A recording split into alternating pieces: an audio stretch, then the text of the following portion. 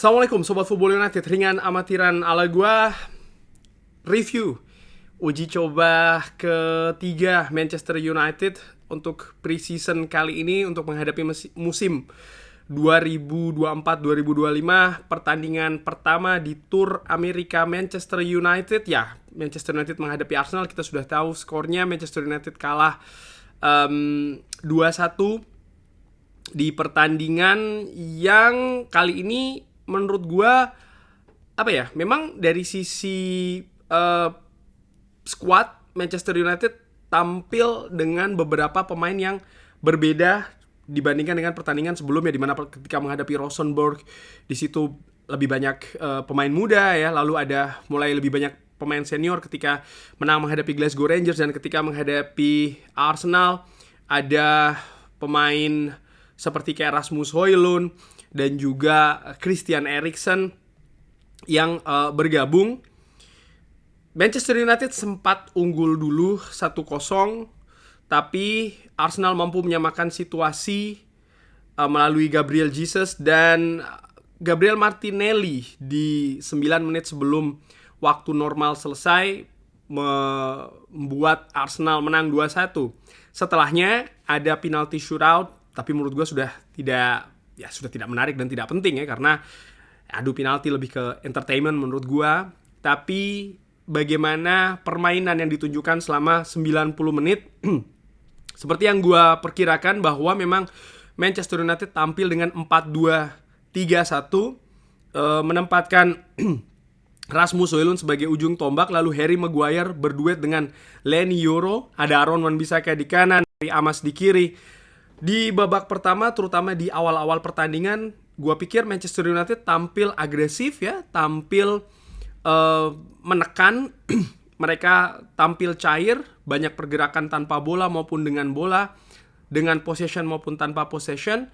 Bahkan akhirnya mereka bisa unggul melalui gol dari Rasmus Højlund, di mana lebih banyak menurut gue ya itu mengandalkan skill individu dari Rasmus Højlund itu sendiri. Manchester United menurut gue di babak pertama masalahnya tetap di lini depan. Yes, ada beberapa pemain cedera, nanti gue akan ke bagian itu ya. Tapi gue melihat bagaimana build up yang dilakukan juga masih belum rapi, walaupun dengan komposisi yang berbeda. Gue melihat juga dalam perkembangannya ya, terutama ketika Manchester United ini menyerang dari 4-2-3-1 menjadi 4-2-4 dengan lebih banyak menempatkan pemain di daerah pertahanan dari Arsenal. Dan ini juga sering berubah lagi ya, karena fullback dari Manchester United ini juga ikut naik. Tapi perubahan itu terjadi setelah Rasmus Højlund ditarik di babak pertama, tepatnya setelah dia mencetak gol, lalu dia sempat mendapatkan peluang, dan di menit ke-16 ya Rasmus Højlund ditarik. Nampaknya ada permasalahan dengan otot ya, dengan muscle. Gue harapkan tidak parah.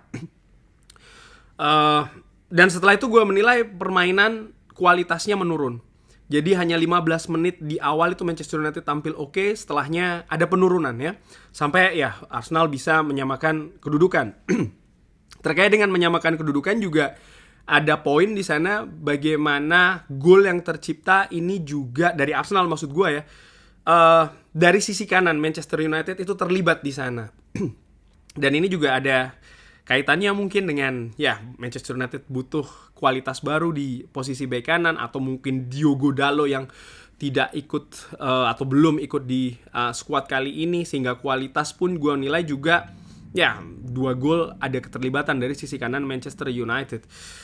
Secara keseluruhan oke, di babak kedua ada banyak pergantian ya. Ethan Whitley masuk, Anthony masuk, Johnny Evans masuk, Christian Eriksen juga masuk, Scott McTominay, Jadon Sancho, dan juga Sam Murray.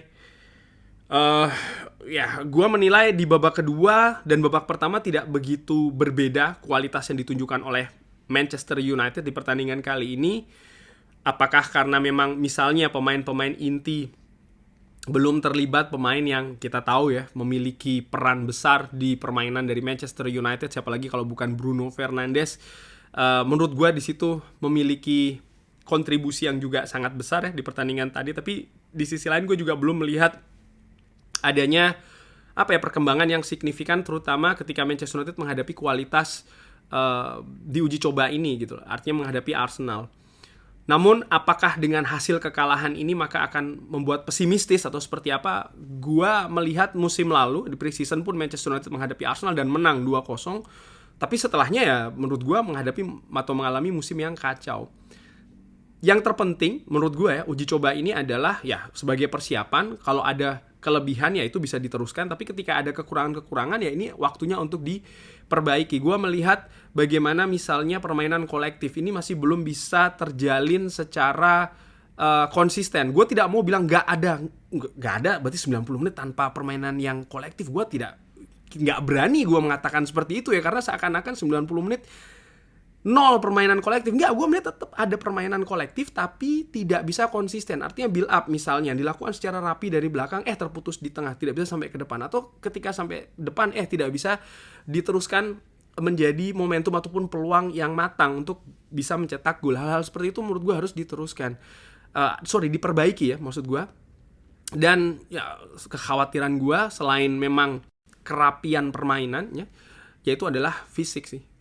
Erik ten Hag sebelum menghadapi Arsenal ini sudah menyinggung bahwa kompetisi itu nanti tentang bagaimana skuad yang paling fit itu yang akan bisa lebih bersaing. Gua sepakat ya, bagaimana musim lalu tim-tim papan atas rata-rata memang skuadnya lebih fit dibanding dengan peringkat-peringkat di bawahnya. Dan tadi Manchester United, ya Rasmus Højlund, gue nggak tahu apa yang terjadi dengan Rasmus Højlund yang memang baru bergabung belakangan ya kan, tapi dilibatkan dari awal, lagi-lagi harus ditarik bahkan setelah 15 menit saja. Lalu Leny Yoro pun juga seperti itu, rekrutan terakhir dari Manchester United ini yang sebelumnya sempat bermain 45 menit ya kurang lebih ketika menghadapi Glasgow Rangers. Kali ini ya hanya 35 menit, dia juga ada keluhan, diganti oleh Reece Bennett.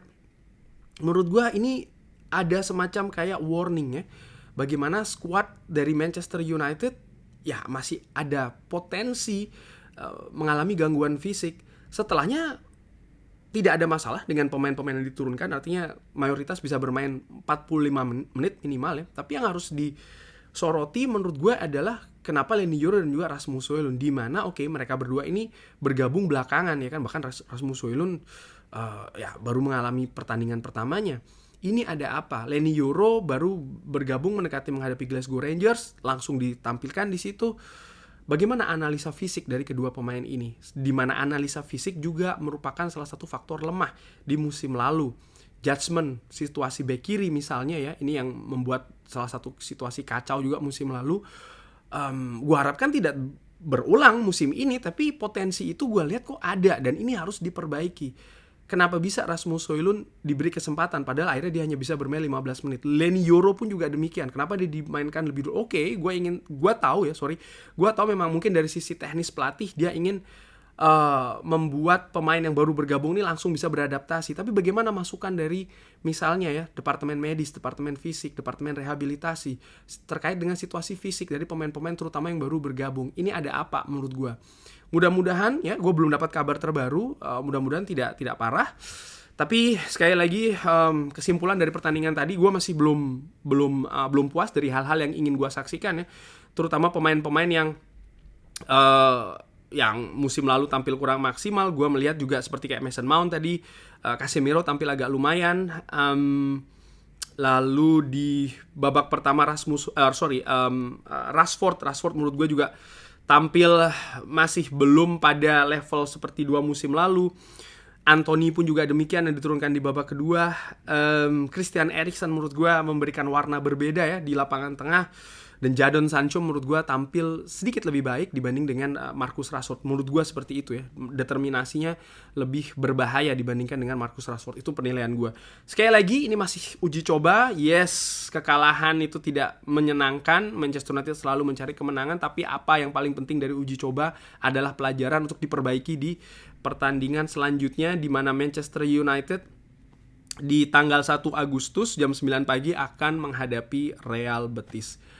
Kurang lebih demikian, terima kasih sudah menyaksikan. Jangan lupa like, share, dan juga subscribe. Wassalamualaikum warahmatullahi wabarakatuh. Thank you.